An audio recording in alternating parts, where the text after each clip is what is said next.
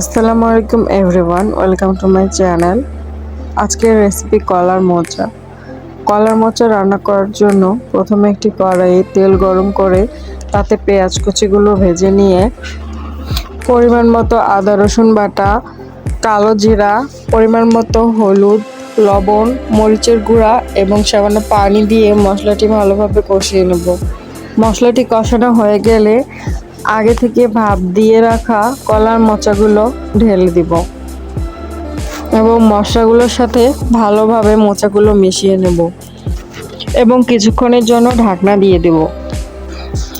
এখানে অতিরিক্ত কোনো পানি ব্যবহার করার দরকার নেই, কারণ মোচাগুলো আগে থেকে ভাপ দেওয়া ছিল। ঢাকনা সরিয়ে নেড়েচেড়ে নামিয়ে নিলেই রেডি আমাদের মোচার তরকারি। আমার ভিডিওটি ভালো লাগলে অবশ্যই আমার চ্যানেলটি সাবস্ক্রাইব করে দিবেন এবং লাইক কমেন্ট শেয়ার করে পাশে থাকবেন। দেখা হবে নতুন একটি ভিডিওতে। ততক্ষণ সবাই ভালো থাকবেন, সুস্থ থাকবেন। আল্লাহ হাফেজ।